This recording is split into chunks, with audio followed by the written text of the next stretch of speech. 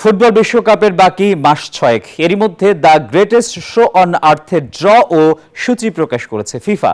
৪৮ দল নিয়ে ইতিহাসের সবচেয়ে বড় বিশ্বকাপ হতে যাচ্ছে আগামী বছর। শুধু দলের হিসেবে নয়, স্টেডিয়ামগুলো নিয়েও আসন্ন আসরে নতুন সব রেকর্ডের অপেক্ষায় 2026 বিশ্বকাপ। বাঁচতে শুরু করেছে 2026 ফিফা বিশ্বকাপের দামামা। যুক্তরাষ্ট্র, কানাডা, মেক্সিকোতে অনুষ্ঠিত হতে যাওয়া এই আসর ইতিহাসের অন্যতম বড় বিশ্বকাপ হতে যাচ্ছে। এই মহারণে দলের সংখ্যার সাথে বাড়ছে স্টেডিয়াম সংখ্যাও। 3 দেশের 16 স্টেডিয়াম অপেক্ষায় নতুন সব রেকর্ডে নাম লেখানোর। যুক্তরাষ্ট্রের 1 নম্বর জিম চেইন গোল্ডস জিম এখন আবারও বাংলাদেশে। বসুন্ধরা আবাসিক এলাকা ও বসুন্ধরা সিটি শপিং মলে।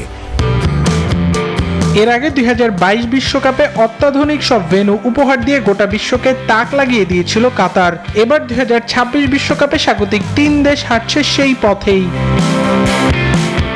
16টি ভেন্যুতে মোট 104টি ম্যাচ অনুষ্ঠিত হবে, যার মধ্যে যুক্তরাষ্ট্রের 11টি ভেন্যুতে সর্বোচ্চ সংখ্যক 79টি ম্যাচ অনুষ্ঠিত হবে। বাকি ম্যাচগুলির মধ্যে মেক্সিকোর 3টি ভেন্যুতে 13টি খেলা অনুষ্ঠিত হবে, আর বাকি 12টি ম্যাচ কানাডার 2টি স্টেডিয়ামে হবে।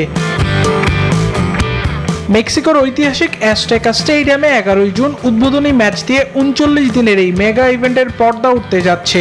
19 জুলাই যুক্তরাষ্ট্রের নিউ ইয়র্ক মেট লাইফ স্টেডিয়ামে গ্রেটেস্ট শো অন আর্থের ফাইনাল অনুষ্ঠিত হবে, যেখানে প্রায় 62,000 ফুটবল প্রেমী দ্য গ্রেটেস্ট শো অন আর্থের ফাইনাল উপভোগ করবে। ধারণ ক্ষমতার দিক দিয়ে ডালাসের এটিএনডি স্টেডিয়াম সবার উপরে, যেখানে প্রায় একসঙ্গে 95,000 দর্শক খেলা উপভোগ করতে পারবে।